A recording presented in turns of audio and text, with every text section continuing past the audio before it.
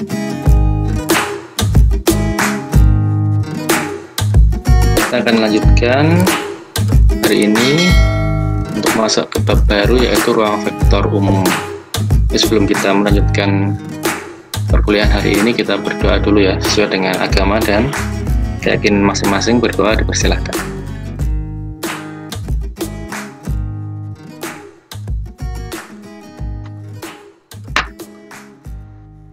Baik, jadi ini kalau di sebelum UTS kemarin kita sudah bicara tentang vektor pada ruang dimensi 2 dan 3. Kalau vektor pada ruang dimensi 2 dan 3 itu sudah sangat familiar kita kenal, yaitu vektor yang bentuknya seperti panah itu ya, seperti anak panah, mohon maaf. Jadi yang panjang dari anak panah itu menggambarkan nilai atau besar vektor, kemudian arah anak panah itu menggambarkan arah vektor. Itu yang selama ini sudah cukup familiar kita kenal. Terus kemarin sudah kita pelajari sifat-sifatnya, operasi perkaliannya bagaimana, ada dot product, ada cross product gitu ya. Ada bagaimana mencari panjang vektor, bagaimana mencari proyeksi, kemudian aplikasi dari vektor di ruang dimensi 2 dan 3 itu untuk apa saja sudah kemarin. Untuk menghitung luas luas segitiga, luas jajar genjang, menghitung volume balok genjang nanti atau paralel epipet, kemudian untuk persamaan garis dan bidang yang terakhir kemarin. Nah, teman-teman, di aljabar linear ini kita akan mengeneralisasi atau memperumum bahasan tentang vektor itu tadi. Jadi kita akan coba mengeneralisasi atau mengabstraksi gitu ya, mengabstrakkan. Jadi kalau selama ini kita mengenal vektor, kalau kita bilang vektor itu berarti di bayangan kita, dalam pikiran kita itu kita langsung membayangkan ada suatu anak panah gitu ya, dengan panjang dan arah sekian gitu. Tapi kalau kita bicara ini ruang vektor umum, ini sudah kita abstraksi. Jadi nanti yang kita bicarakan tidak harus berbentuk vektor yang selama ini kita kenal. Jadi tidak harus berwujud vektor yang bentuknya anak panah itu di ruang dimensi 2 atau ruang dimensi 3 itu ya. Nah, bagaimana konsepnya seperti ini. Jadi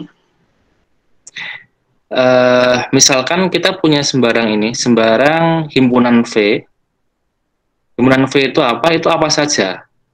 Pokoknya himpunan yang tidak kosong itu isinya mungkin boleh titik-titik koordinat gitu ya.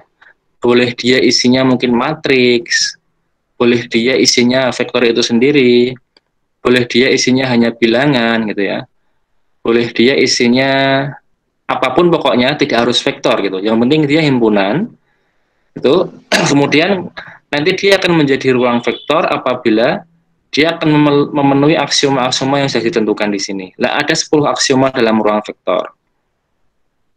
Aksioma ruang vektor ini kita adopsi, kita ambil dari ruang vektor di ruang dimensi 2 dan di ruang dimensi 3 yang sudah selama ini kita kenal. Jadi gitu ya, intinya sebenarnya gini, intinya adalah sembarang himpunan apapun, asal dia sifatnya itu menyerupai sifat di vektor di ruang dimensi 2 dan 3, maka himpunan itu kita sebut sebagai ruang vektor. Gitu ya.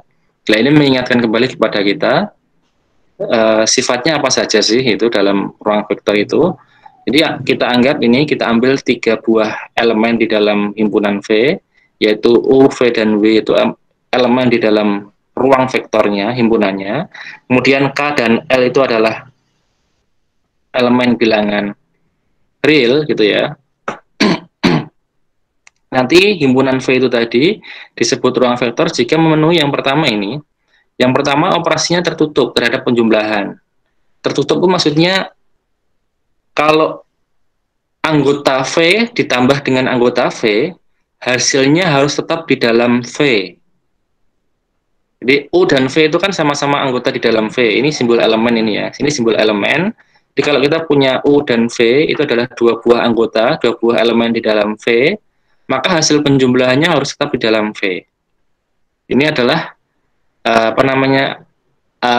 adopsi dari sifat vektor juga. Kalau kita punya dua buah vektor kan kita tambahkan tetap vektor itu. Nanti ini juga V itu kan tadi saya sampaikan di awal boleh apa saja. Katakanlah matriks misalkan, matriks berukuran 2 kali 2 gitu ya.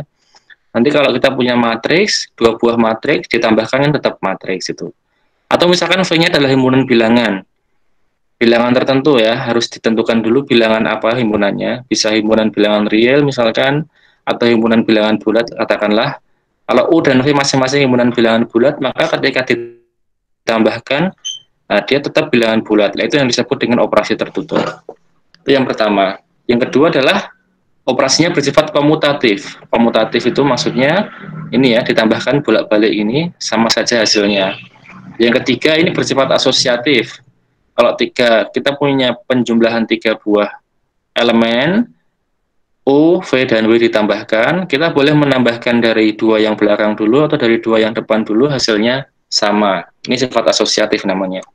Dan yang keempat adalah terdapat elemen nol atau elemen netral.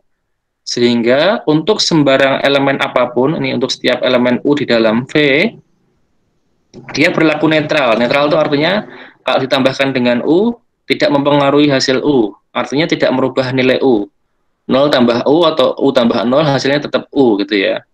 Contohnya kalau di vektor kan vektor 0 yaitu titik itu. Titik itu kalau ditambahkan dengan vektor apapun tetap vektor itu sendiri gitu ya. Kalau di matriks ya berarti matriks 0. Kalau dalam konsep bilangan berarti bilangan 0 gitu ya. Kira-kira seperti itu. Kemudian yang kelima adalah untuk setiap elemen di dalam V, elemen U di dalam V, dia harus punya ini minus U atau disebut dengan inverse.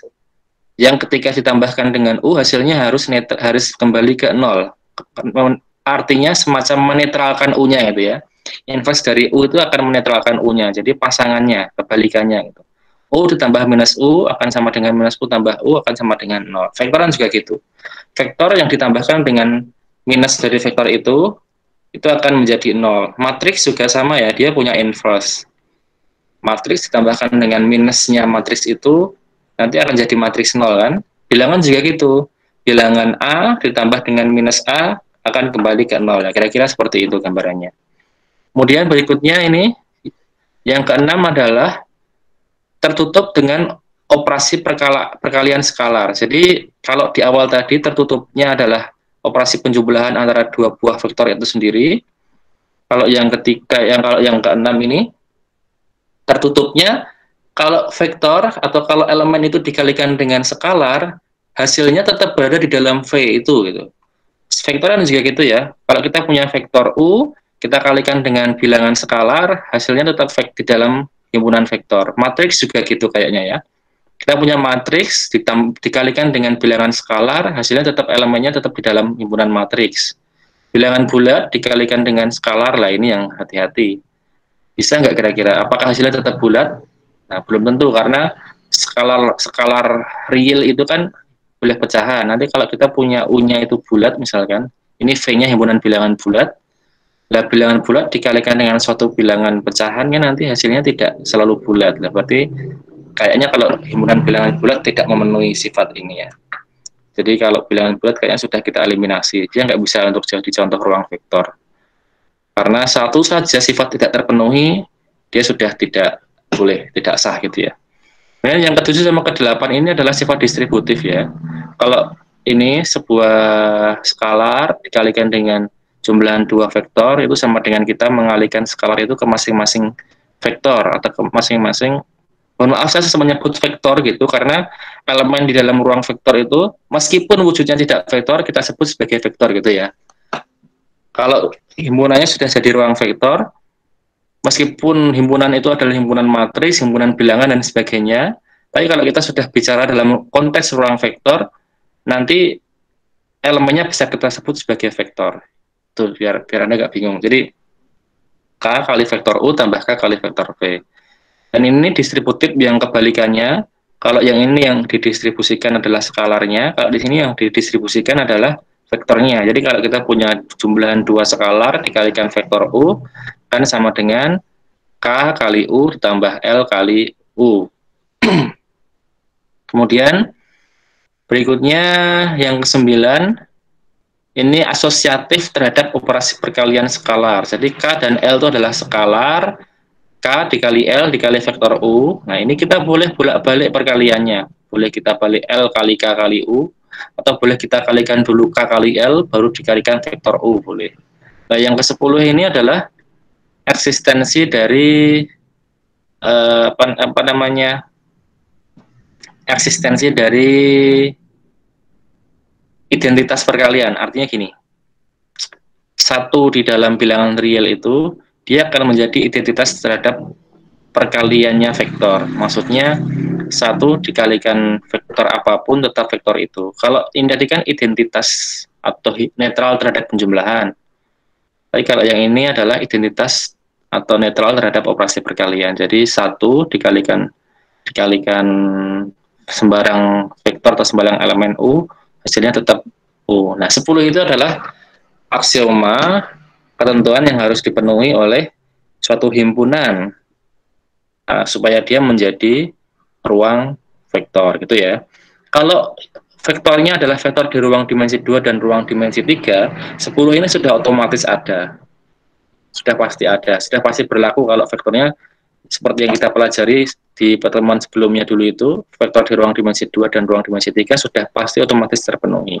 Tapi kalau himpunan V-nya itu bukan vektor pada umumnya seperti kita ketahui, himpunan V-nya kita ganti dengan bilangan, kita ganti dengan matriks misalkan, kita ganti dengan koordinat misalkan, atau apapun, dia harus kita selidiki dulu. Terpenuhi nggak 10 sifat ini? Nah, kalau terpenuhi baru kita sebut sebagai ruang vektor. Gitu kira-kira ya. Ini ya yang ada satu contoh, contohnya langsung agak rumit, enggak apa ya. Contoh yang pertama adalah ruang Euclid namanya. Apa itu ruang Euclid? Ruang Euclid itu adalah perluasan dari ruang vektor gitu ya, sampai dengan orde ke n atau derajat ke n gitu. Jadi kalau selama ini ruang vektor kita hanya belajar sampai apa namanya, derajat 2 dan derajat 3, dimensi 2, dimensi 3. Nah, ruang Euclid itu dia dimensinya n gitu ya. Jadi nanti U itu notasinya adalah U1, U2, U3, U4 sampai dengan UN gitu ya. V berarti notasinya nanti V1, V2, V3 sampai dengan Vn. Maka penjumlahan dua vektornya seperti ini. Ini akan didefinisikan sama dengan penjumlahan vektor biasa. Hanya bedanya kalau ini pokoknya diteruskan gitu ya, dilanjutkan sampai dengan Vn.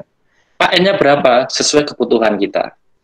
Sesuai kebutuhan Anda nanti ke depan butuhnya untuk menyelesaikan masalah apa. Kalau butuhnya sampai 4 ya berarti ini sampai 4. Sampai 5 ya bisa sampai 5. Sampai 10 ya bisa sampai 10 gitu ya. Kemudian kalau perkalian dengan skalarnya,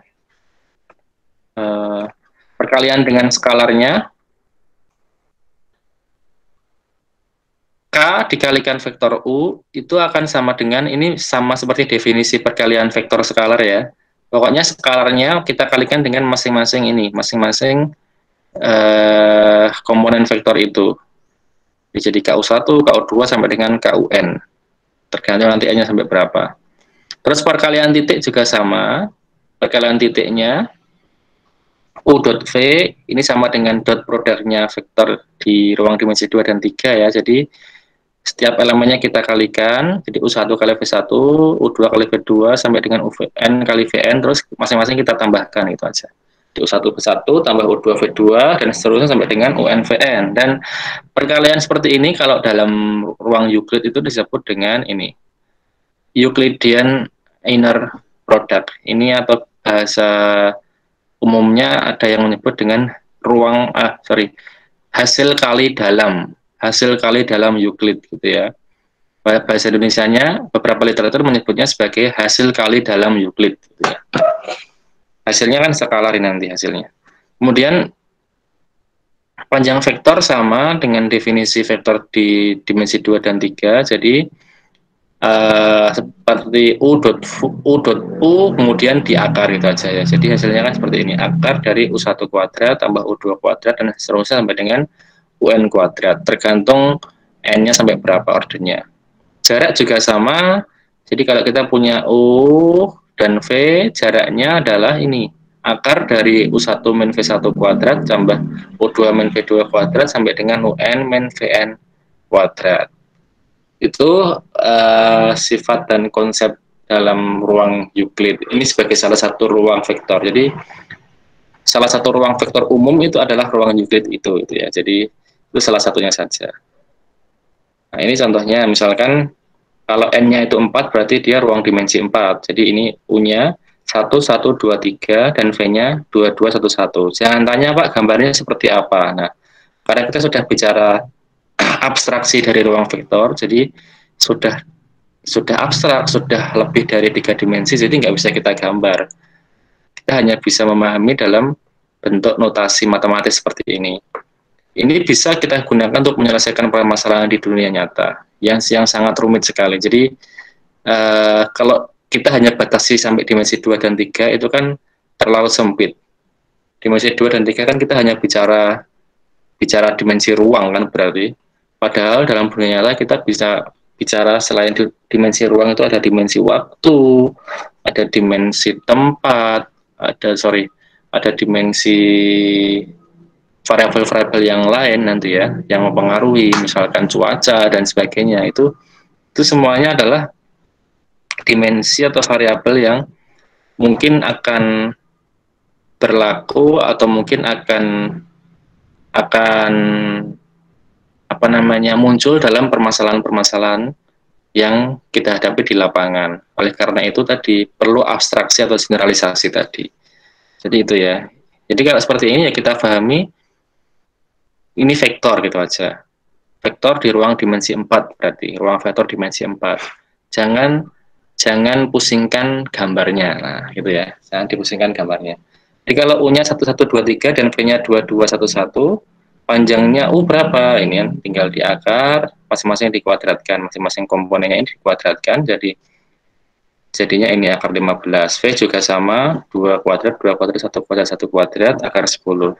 Jarak antara U dan V, tinggal U, ini ya, U min V, terus dicari nomnya atau panjangnya. Jadi ini seperti panjang vektor U dikurangi vektor V, gitu ya. Jadinya ini 1 min 2 kuadrat, 1 min 2 kuadrat, 2 min 1 kuadrat, 3 min 1 kuadrat, sama dengan akar 7. Jadi jarak antara vektor U dan vektor V adalah akar 7. Nah, ini salah satu manfaatnya adalah di bidang IT ya, bidang big data atau data mining, nanti untuk melihat kedekatan data. Jadi saya pernah melihat disertasi dokter dokter di bidang IT itu, mereka menggunakan konsep jarak Euclidean, ini namanya jarak Euclidean ya. Jadi konsep jarak yang menggunakan konsep vektor ini namanya konsep jarak Euclid. Nah, ini nanti data dalam suatu dalam konteks IT ya, teknologi informasi, data itu kan bisa kita notasikan nanti, bisa kita simpulkan dalam bit-bit gitu ya, dalam bit-bit gitu. Jadi nanti misalkan ada data gambar misalkan. Ada gambar, sudah saya jelaskan dulu, gambar itu adalah dia semacam kotak gitu, matriks gitu, di dalamnya ada titik-titik, komponen-komponen, yang isinya kan itu piksel-piksel itu ya, piksel-piksel yang setiap pikselnya akan diwakili oleh data-data bit itu, gitu ya, dalam bilangan biner itu. Dan nanti kita akan melihat kedekatan dua buah gambar. Ya. Apakah gambar ini sama? Lah itu kan yang sekarang banyak digunakan sering saya jelaskan ya, dalam bidang apa namanya image processing. Jadi misalkan pencarian data gambar. Jadi kalau search engine itu kalau nggak salah Google sudah bisa ya mencari gambar yang mirip dengan gambar ini. Nah, dalam bidang dunia ini kejahatan kriminal juga sama ya. Apa namanya cybercrime itu, misalkan untuk menyelidiki apa gitu, apakah data ini dekat dengan data yang dimiliki oleh kepolisian gitu misalkan, entah wajah, entah data muka, data mata. Kan kita setiap bikin SKCK atau bikin apa di kepolisian dulu diminta untuk rekam data ya, data sidik jari, KTP juga kalau nggak salah, data mata gitu ya, dan sebagainya. Nah, nanti itu untuk ini, untuk dilihat kedekatan datanya. Itu maksudnya adalah jarak antara kedua data itu. Nah, itu salah satunya menggunakan konsep jarak Euclidean itu. Nanti dilihat bit-bitnya. Bit-bitnya semakin semakin selisihnya sedikit berarti kan semakin dekat. Jadi kemungkinan pelakunya kemungkinan si ini. Nah, jadi kemungkinan jadi tersangkanya si ini. Itu kira-kira manfaatnya nanti di dunia etis seperti itu ya. Dan kalau kita bicara bicara data-data dalam IT itu dalam komputasi itu kan tidak mungkin kita hanya bicara di 2 elemen atau 3 elemen gitu ya. Bahkan itu sangat banyak sekali. Bahkan data itu wujudnya adalah matriks gitu ya. Apa namanya? Kalau gambar saja itu wujudnya adalah matriks yang ukurannya mungkin sekian puluh ribu kali sekian puluh ribu piksel gitu ya. Nah, itu adalah apa namanya? Manfaat generalisasi dari ruang vektor itu. Kemudian sekarang kita masuk ke ini yang disebut dengan subruang atau subspace gitu ya. Jadi apa itu subruang? Subruang itu adalah W yang dia merupakan subhimpunan dari ruang vektor gitu ya. Jadi dia subhimpunan dulu, subhimpunan dari ruang vektor. Kemudian dia tetap mempertahankan sifat-sifat ruang vektor gitu. Ini ya, jadi W dinamakan subruang atau subspace dari V jika W juga merupakan ruang vektor yang tertutup terhadap operasi perjumlahan dan perkalian skalar yang sama dengan V. Maksudnya gini, kalau V-nya itu adalah ruang vektor matrik misalkan, maka W-nya dia harus subhimpunan dulu di dalam V gitu ya. Subhimpunan berarti dia adalah himpunan matriks juga yang lebih kecil dari V di dalamnya V. Terus W itu harus tetap menjadi ruang vektor karena subhimpunan belum tentu ruang vektor. Kalau kita hanya mengambil sebuah vektor sebuah elemen atau 2 buah elemen saja mungkin dia nggak akan menjadi ruang vektor gitu ya. Misalkan gini, kalau kita bicara di ruang vektor yang selama ini Anda kenal aja nggak apa. Saya cari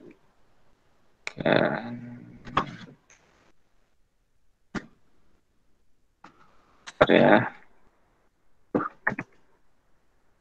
Oh.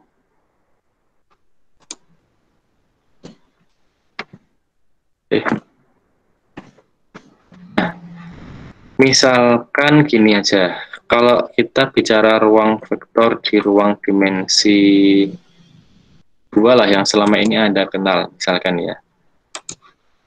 Kita bicara ruang vektor di ruang dimensi 2 ini biar Anda lebih mudah aja memahami. Jadi kalau diketahuinya ini, ruang vektor di R2, isinya apa saja ini?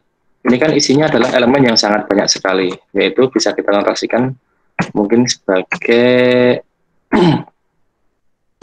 U gitu ya, dimana U-nya itu dituliskan dalam U1, U2 kan gitu kalau vektornya di ruang dimensi 2 gitu ya. Ini dimana U1 dan U2-nya ini mereka masing-masing adalah elemen dari bilangan real. Itu kira-kira ini kalau ruang vektor R2. Jadi kita notasikan sebagai U itu, U-nya itu bisa kita jabarkan dalam ini U1, U2, di mana atau demikian sehingga setiap komponennya U1 dan U2 itu adalah elemen bilangan real gitu ya. Nah, kalau kita mengambil katakanlah W tadi, ini ruang vektornya adalah R kuadrat ini. Kita mengambil kita sekarang mengambil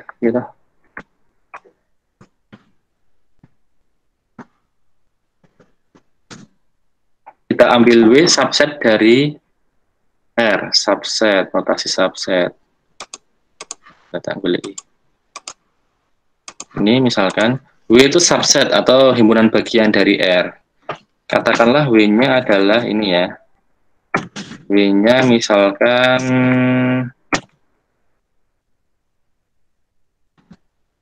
Saya ambil dua vektor saja, 1,2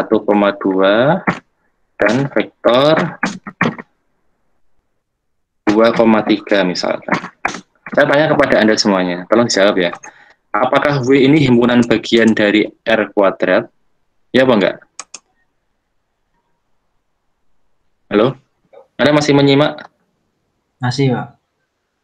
Ini, apakah W yang isinya dua buah vektor ini, dia himpunan bagian dari ruang vektor di dimensi 2 apa enggak?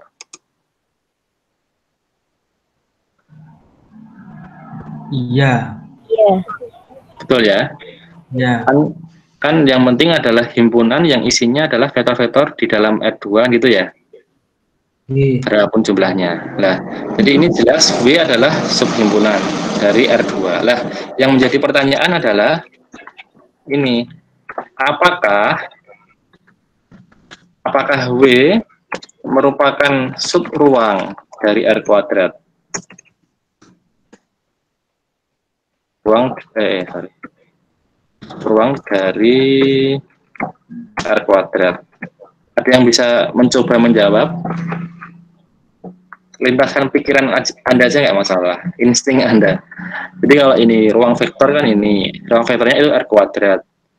R kuadrat pokoknya ruang vektor dimensi 2. Kemudian kita mengambil subhimpunan atau himpunan bagian dari R kuadrat, yaitu ini, W, isinya dua buah vektor ini, 1,2 dan 2,3. Pertanyaannya, apakah W ini subruang dari R kuadrat apa enggak? Ada yang mau coba jawab? Nggak usah takut salah, nggak apa namanya. Iya. Ya. Mas siapa ini Mas? Surya.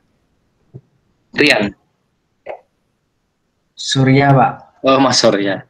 Iya apa tidak Mas? Iya, Pak. Mas Surya menjawab iya. Oke, yang lain mungkin ada yang jawabannya sebeda atas pendapat. Apakah W subruang dari R kuadrat? Ya apa enggak?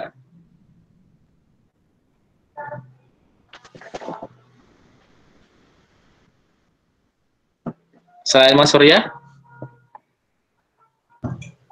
Halo, yang lain gimana? Diam semua atau masih nyimak nggak yang lain?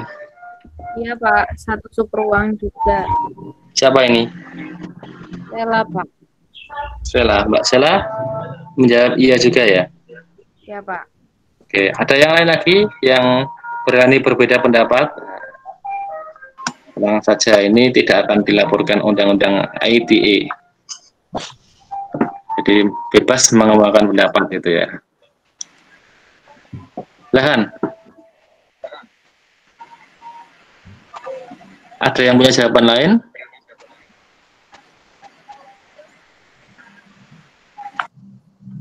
Nggak ada. Oke, yang lain nggak berani menjawab ya. Siapa? Takut dijebloskan penjara. Salah ngomong nanti gitu ya. Baik, ini kita perhatikan sekarang ini. Definisi subruang apa dulu ini ya. Jadi W yang pertama dia harus subhimpunan dulu gitu ya. Subhimpunan dari ruang vektor V. Lah W yang subhimpunan tadi akan menjadi subruangnya V jika apa? Jika W juga merupakan ruang vektor ini, ruang vektor yang tertutup terhadap operasi penjumlahan dan perkalian skalar. Maksudnya W itu juga merupakan ruang vektor juga. Sama seperti V. Dia di dalamnya V, tapi dia juga kalau berdiri sendiri itu dia juga sebagai ruang vektor. Nah, dari situ kira-kira Anda merubah jawaban Anda atau tetap konsisten dengan jawaban Anda yang tadi? Berarti pertanyaan sekarang menjadi begini. Apakah W subruang dari R kuadrat itu sama dengan kita bertanya, apakah W ini kalau dia berdiri sendiri terlepas dari R ya, dia menjadi ruang vektor atau tidak gitu. Kalau dia berdiri sendiri menjadi ruang vektor, maka dia subruangnya R kuadrat. Mana? Ada yang mau jawab lagi yang lain? Surya, tetap konsisten? Konsisten, Pak. Konsisten. Sela? Masih, Pak. Yang lain? Yang lain tetap belum berani menjawab. Oke, kayak nganggo handitologi aja ya, serak. Baik. Anda masih ingat tadi kita kembali ke awal yang saya jelaskan di awal tadi? Coba Anda ingat satu saja, salah satu syarat dari ruang vektor tadi apa? Tadi ada berapa macam tadi ruang vektor? Halo? Syaratnya ada 4 tadi, Pak. Ruang vektor loh, bukan subruang. Ruang vektor syaratnya ada berapa tadi? 10, Pak. 10 ya? Oke. Iya. Tolong sebutkan satu saja yang Anda ingat.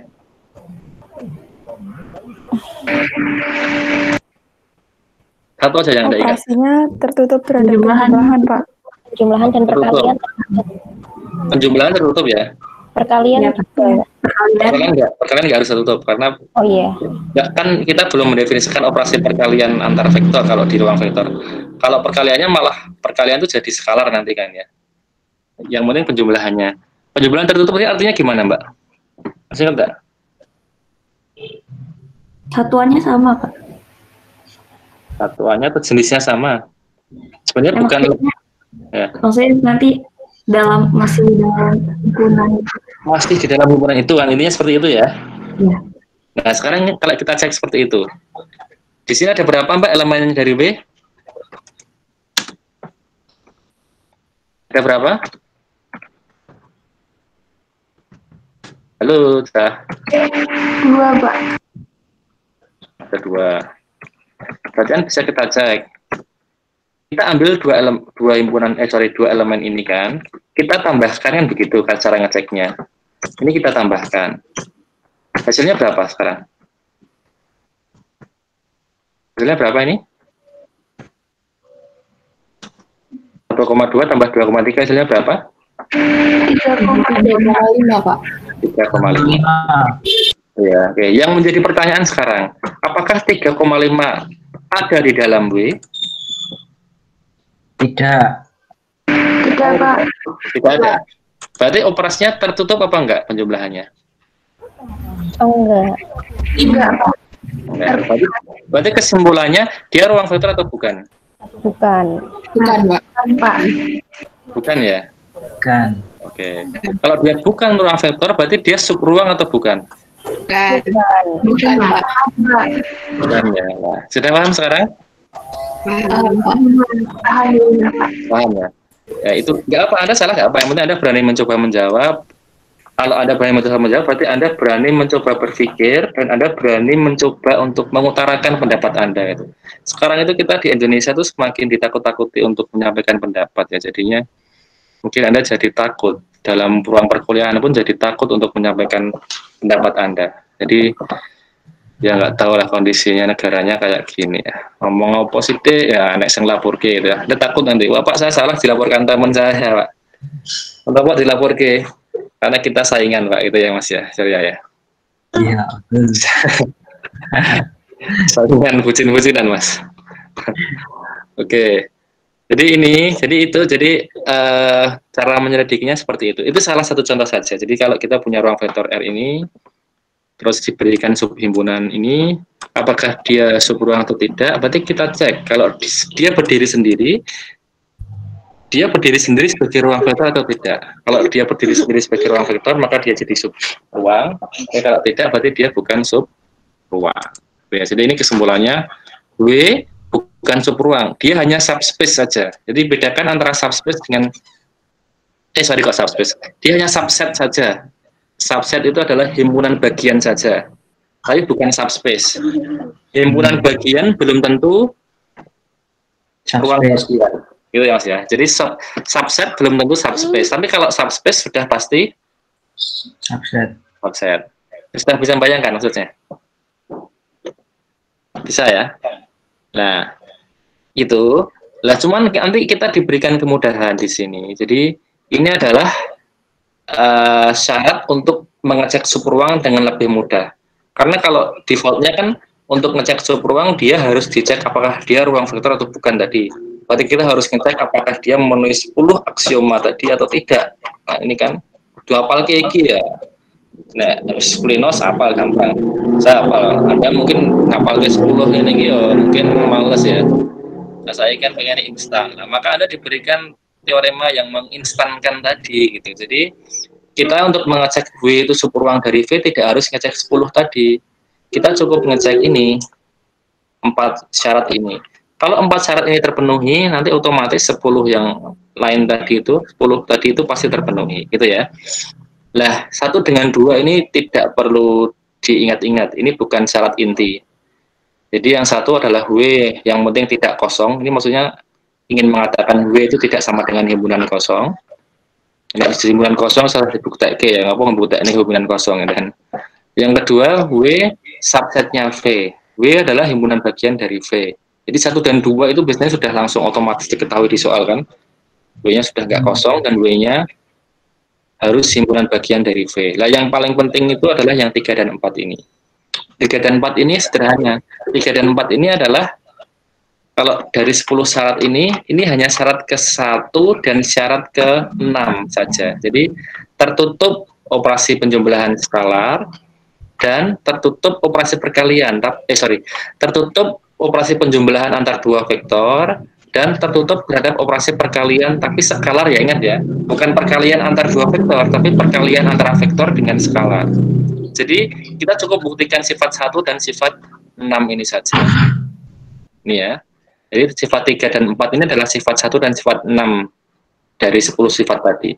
Kalau ini terpenuhi, wes, kita langsung bisa menyebut dia subruang dari V, gitu aja. Maka tadi di sini kita cukup mengecek syarat tertutup penjumlahannya saja.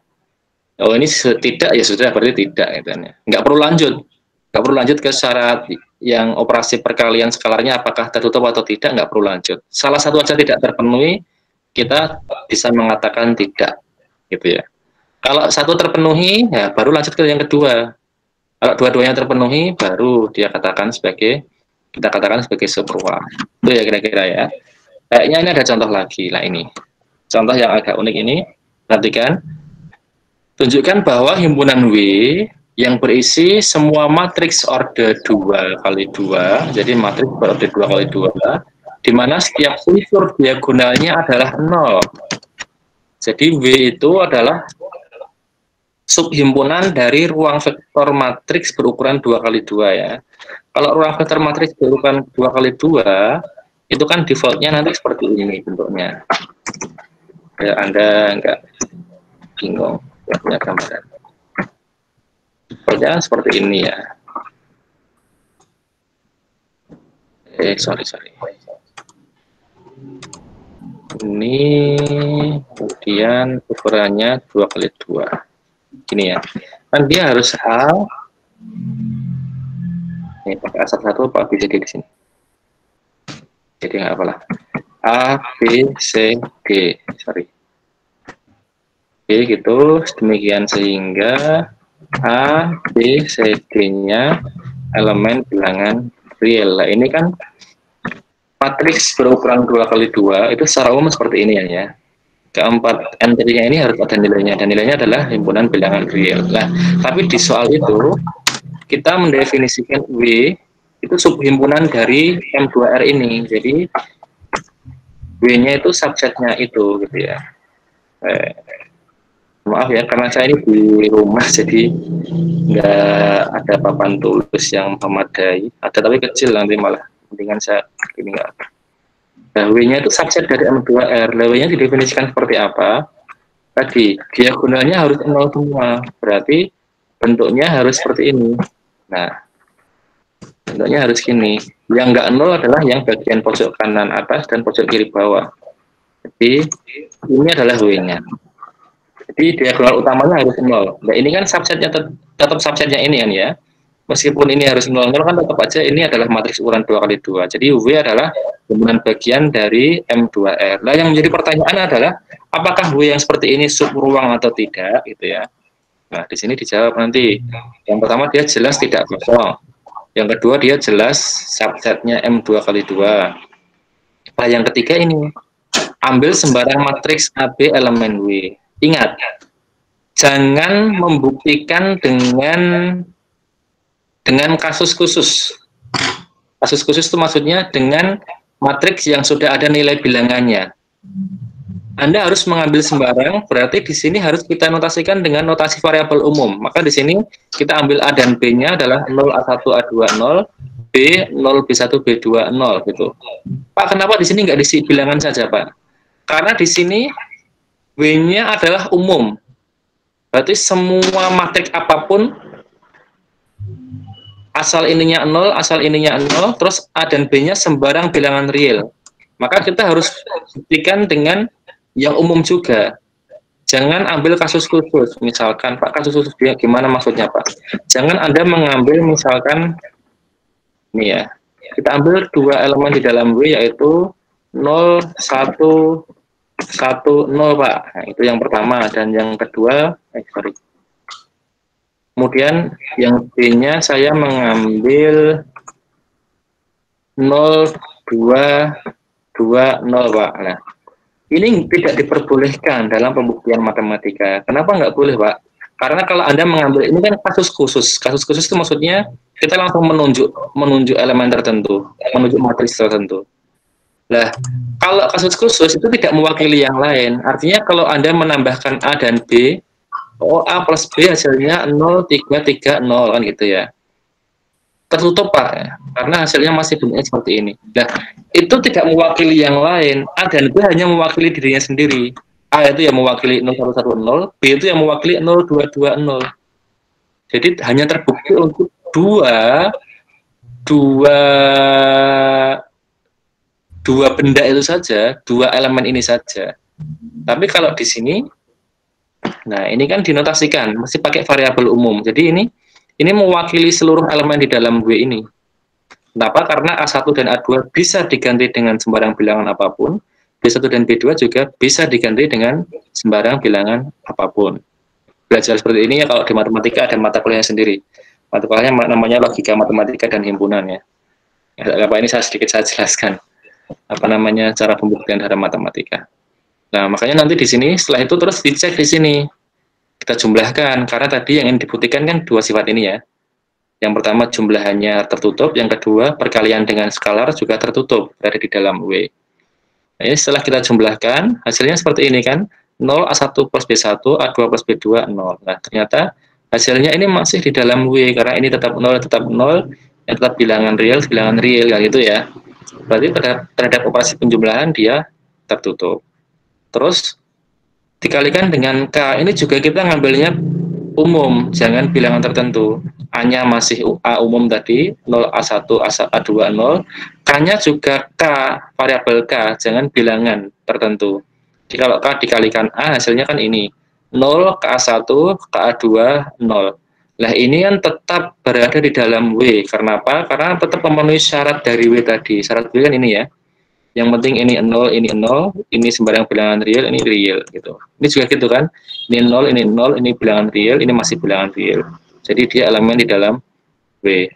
Ini menunjukkan bahwa KA tetap elemen W. Nah, dua ini kan terpenuhi, ini sudah terpenuhi.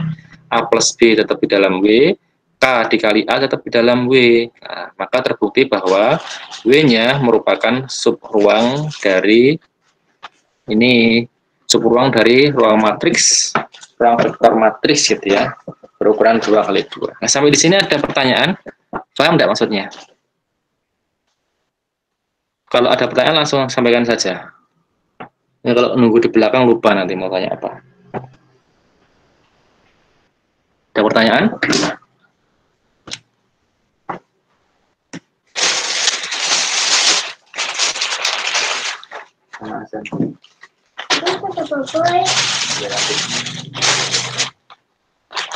Belum ada, Pak. Ada pertanyaan? Belum ada, Pak. Belum ada ya. Ini paham berarti ya? Maksudnya paham, Mbak ya? Sejauh ini paham, Pak. Oke, baik. Paham, kita lanjutkan. Itu tentang subruang tadi, tentang teknis pembuktiannya. Jadi tidak harus kita membuktikan 10 aksioma. Cukup 4. 4 pun yang 1, 2 kan ini sudah jelas ya. Yang penting dia tidak kosong, yang penting dia subhimpunan. Yang agak perlu teknis penulisan khusus itu yang nomor 3 sama nomor 4 itu yang agak hati-hati nanti waktu Anda membuktikannya.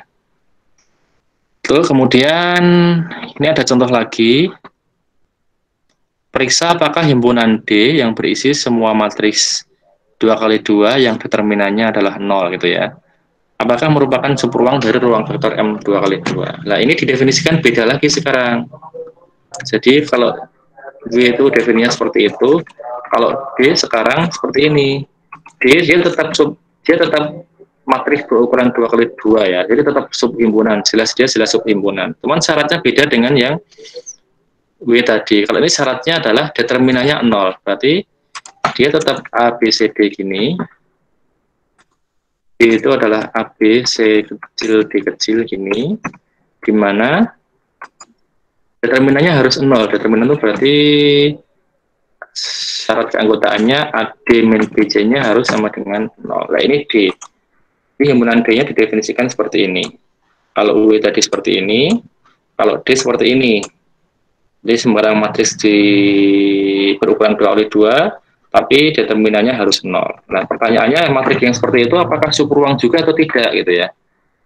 Nah, ini salah ini salah ketik ini. Ini harusnya ambil sembarang AB elemen D ini ya, bukan W ini. Ini D harusnya.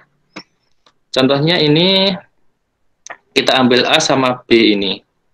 Kalau bentuknya AB 00 dan 00BA ini, lah ini kan jelas determinannya 0 ini ya. Ini kan A kali 0 dikurangi B kali 0, 0 ini juga ini. 0 kali A dikurangi 0 kali B, determinannya juga 0. Jadi kita mengambil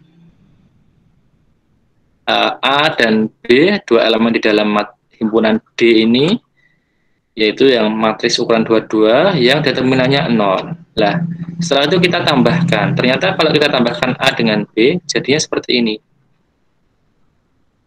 Nah, karena A tidak sama dengan B, maksudnya sejak awal ini sudah kita kasih syarat tadi, A tidak sama dengan B, bilangan A tidak sama dengan bilangan B, maka A kali determinan dari A plus B kan jadi ini nanti. A kali A dikurangi B kali B.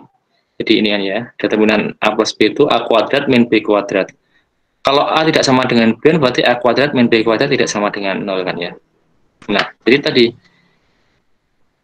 kita ambil dua matriks yang determinannya 0, tetapi setelah ditambahkan ternyata determinannya tidak jadi 0. Berarti kan tidak tertutup ini. Berarti ini kan tidak berada di dalam D kan, karena syarat untuk berada di dalam D itu determinannya harus 0. Ternyata ini tidak 0. Dengan demikian D itu bukan merupakan subruang. Karena syaratnya ini tidak terpenuhi. Syarat tertutup terhadap operasi penjumlahan tidak terpenuhi. Itu contoh yang bukan subruang. Paham ya? Oke, semoga paham. Lanjut dulu. Nanti kalau ada yang mau tanyakan langsung aja. Langsung Anda interupsi boleh. Langsung ngomong. Kalau enggak saya lanjut dulu. Nah, sekarang kita bicara ini. Kombinasi linier. Apa itu kombinasi linier? Kombinasi linier itu kalau kita punya sebuah vektor U, gitu ya. Kemudian kita punya beberapa vektor V1, V2 sampai dengan Vn. U ini dinamakan kombinasi linier dari vektor-vektor yang lebih banyak ini, V1, V2 sampai Vn ini. Jika U-nya bisa dinyatakan dalam bentuk ini. Ini namanya bentuk kombinasi linier ini. Jadi K1 kali V1 tambah K2 kali V2 dan seterusnya sampai dengan Kn kali Vn. Kenapa disebut kombinasi linier? Karena masing-masing ini kan linier. Linier itu berarti pangkat satu semua. V1, V2 sampai Vn itu pangkatnya nggak lebih dari 1. Terus tidak ada perkalian antara V1 dengan V yang lainnya. VI, VJ itu nggak ada perkalian VI, VJ. Pokoknya masing-masing berdiri sendiri. Hanya saja masing-masing mungkin boleh dikalikan dengan skalar saja, skalar bilangan real saja. Yang penting tidak berpangkat lebih dari 1 dan tidak ada perkalian antara VI, VJ. Itu ya. Jadi jika U bisa dinyatakan sebagai seperti ini, maka dia disebut sebagai kombinasi linier. Sederhananya gini, untuk ilustrasi biar Anda punya gambaran, meskipun ini tidak terlalu cocok untuk jadi ilustrasi ya, tapi daripada Anda nggak punya gambar sama sekali ya. Ini saya kasih contoh misalkan begini. Kita punya himpunan yang isinya ini V1, V2 sampai Vn gitu ya.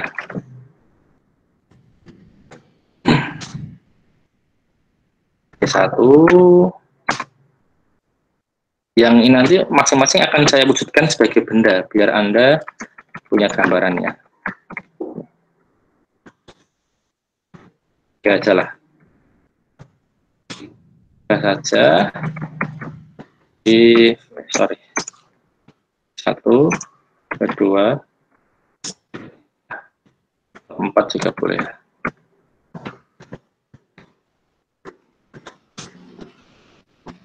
Sini ya. Nah, misalkan gini.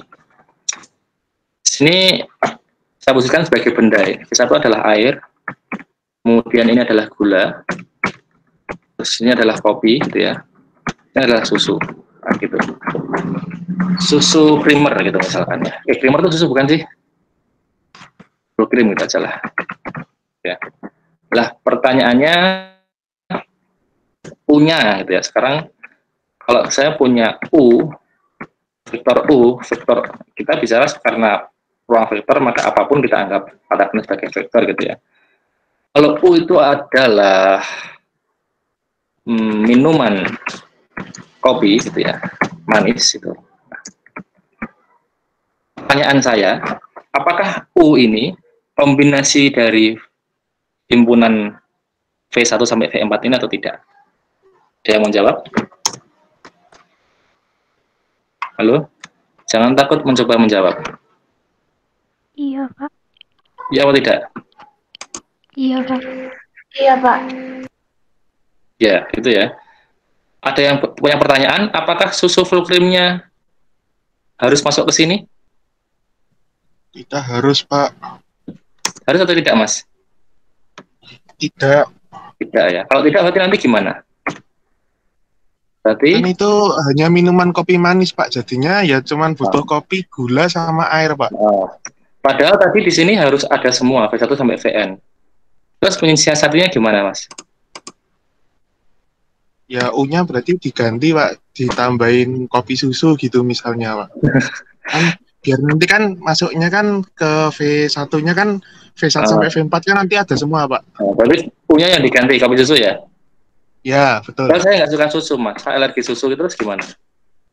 Nah, berarti nanti V4-nya nggak bisa masuk, no, Pak. Itu. Berarti yang disiasati jangan U-nya. Jangan kamu merubah kesukaanmu gitu, Mas. Kalau kamu mau minum kopi saja, meskipun ada 4 ini. Gimana? Ini. Logikanya gini. Saya mau minum kopi, tapi di dapur saya, di lemari saya, di meja gitu ya, meja tempat bikin minum saya, ada air, gula, kopi, susu. Apakah kalau saya mau minum kopi, terus di sana ada seperti ini, yang saya ubah adalah keinginan saya? Apakah saya terus kemudian ingin, oh kalau gitu saya tak minum kopi susu saja gitu? Gimana? Kalau menurut Mas Surya?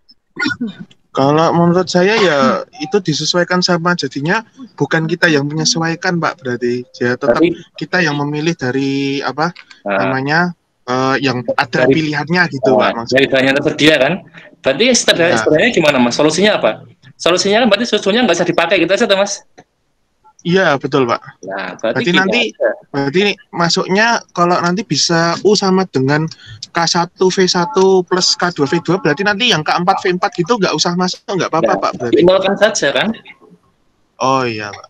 Ini bisa toh, Mas? Ya bisa, Pak, bisa. V4 ini. Nah, kan yang penting bilangan skalar tadi. 0 skalar bukan, Mas? Ya, Pak, skalar, Pak. Nah, kan boleh berarti seperti ini?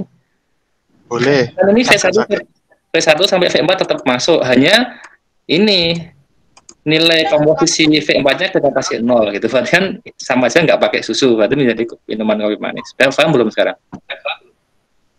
Paham, Pak. Paham ya? Pak, saya nggak suka pakai air, Pak. Ya wes, ini airnya dinolkan saja. Tak kremus, Pak, gitu ya. Gula karo kopi itu. Ini masih kombinasi linear apa enggak? Masih, Pak. Iya, masih. Masih ya, Pak. Yang penting apa namanya? Menu itu bisa kita suguhkan dari beberapa bahan yang ada. Paham ya? Paham, Pak. Paham. Oke. Kira-kira itu gambaran biar Anda mudeng yang kepala itu mudeng yang dimaksud kombinasi linear itu apa. Nah, cuma ini nanti sekarang kita abstrakkan tuh berarti boleh apa saja. Jadi U itu boleh apapun, misalkan ini adalah vektor itu, dan V1, V2, V3 sampai Vn itu adalah vektor-vektor yang lain, itu bisa. Pokoknya yang penting suatu vektor itu bisa dinyatakan sebagai kombinasi dari vektor yang lain, berarti dia merupakan kombinasi linier. Intinya seperti itu. Cukup bisa memberikan bayangan yang ini ya. Anda sudah bisa nangkap sedikit ya? Sakit, Pak. Bisa ya? Sakit, Pak. Nanti tinggal kita lihat ya, misalnya kita bicara matriks ya berarti baik U maupun V1, V2, V3, V4 ini semuanya matriks. Nah, tinggal nanti berarti matriks U itu apakah bisa dinyatakan sebagai bentuk seperti ini atau tidak? Sebagai kombinasi dari matrik-matrik atau tidak gitu. Kalau iya berarti U itu kombinasi linear dari matrik-matrik ini. Itu kalau matriks. Kalau U itu kalau kita bicara konteksnya vektor berarti U ini juga harus vektor. Terus bahan-bahan ini juga vektor-vektor yang lain. Lah kalau U itu bisa dinyatakan sebagai kombinasi dari bahan-bahan vektor yang lain ini, maka U-nya disebut sebagai kombinasi linier. Itu kira-kira. Ada contohnya nggak di sini ya? Oh, ada. Ini, misalkan ini, yang diketahui U dan V-nya ini, satu lagi ini aja ya, nanti lanjutnya pekan depan lagi nggak apa. Alon-alon bae ya, rasa susu, senang susu. Ini U-nya 240, V-nya 1-13, gitu ya. Jadi kalau U-nya 240, V-nya 1-13, itu vektor-vektor di ruang dimensi 3. Pertanyaannya, apakah vektor berikut merupakan kombinasi linier dari vektor-vektor di atas?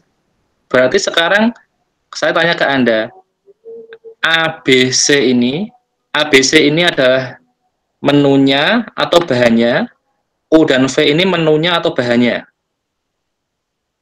U dan V ini apanya menurut Anda?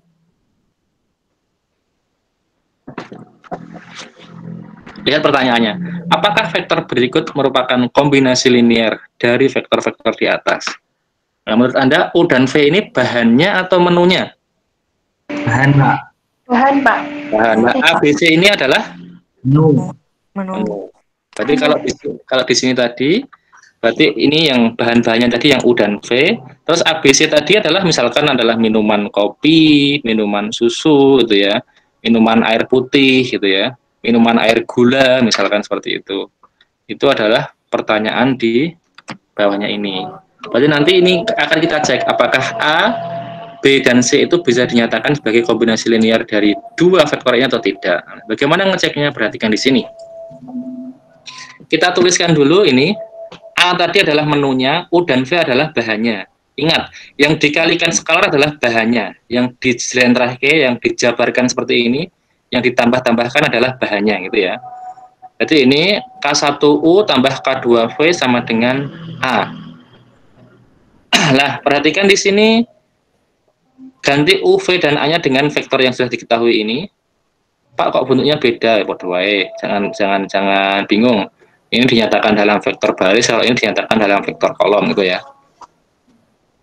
Ini U-nya adalah 240, V-nya adalah 1-13 ini ya.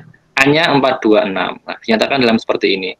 Dan nanti intinya adalah apakah kita bisa menemukan bilangan skalar K1 dan K2 gitu ya. Maksudnya apakah kita bisa menemukan komposisinya yang tepat. Jadi ukuran K1 dan K2-nya supaya jadi 426 atau tidak gitu ya. Kalau iya berarti dia kombinasi linier, kalau tidak berarti tidak. Jadi itu intinya adalah apakah kita bisa menemukan K1 dan K2 seperti ini tadi. Untuk membuat minuman kopi manis, apakah kita bisa menemukan komposisi yang tepat untuk K1 sampai K4? Ternyata bisa.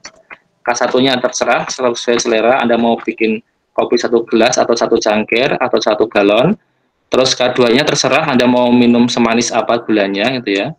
K3-nya kopinya terserah Anda mau suka kopi yang kental atau yang tidak terlalu kental. Terus K4-nya 0 karena saya nggak suka kopi susu misalkan. Saya hanya suka kopi saja. Berarti ketemu sekarang kan K1, K2, K3 dan K4-nya 0. Intinya seperti itu. Berarti di sini juga gitu. Apa kita bisa menemukan nilai K1 dan K2-nya atau tidak? Nah, ternyata ini bisa kita nyatakan dalam bentuk persamaan, sistem persamaan vektor seperti ini. Jadi ini 240, 1-13, dikalikan K1, K2, hasilnya kan 426. Nah, ingat, penyelesaian K1, K2, ini kalau di sini kan bisa menggunakan rumus ini dulu ya.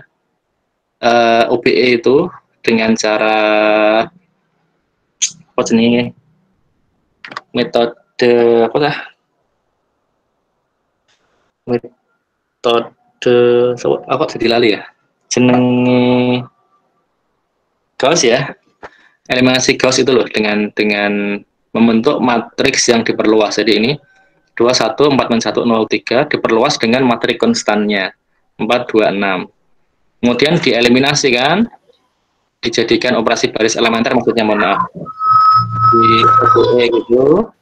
Di OBE terus kita punya ini sekarang. Nah ini 0101 012. Baris bawahnya 000. Nggak masalah, yang penting kan ini. Yang penting K1 K2 tadi ya. Nah, ternyata ini K1-nya ketemu 1, K2-nya ketemu 2. Nah, ternyata ada nilai K1 dan K2. Berarti A merupakan kombinasi linear dari vektor-vektor bahannya tadi, vektor U dan vektor V. Cek aja kalau nggak percaya. Kalau K1-nya kita ganti 1, K2-nya kita ganti 2. Nah, ini kan. 1 kali ini tambah 2 kali ini akan sama dengan ini. 2 tambah 2, 4. 4 tambah min 2 jadi 2. 0 tambah 2 kali 3 jadi 6. Gitu ya. Jadi A ini merupakan kombinasi linear dari U dan V. Lanjut ke B misalkan. B dengan cara yang sama, ternyata ini hasilnya.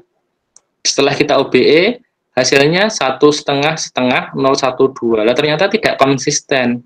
Tidak konsisten itu maksudnya di sini ketemu K2-nya itu 2, tapi K1-nya kalau kita masukkan nilai 2 di sini 1 K1 kali 2 kali ini berarti setengah ya. Setengah kali K2 hasilnya ternyata tidak selalu setengah, jadi tidak konsisten.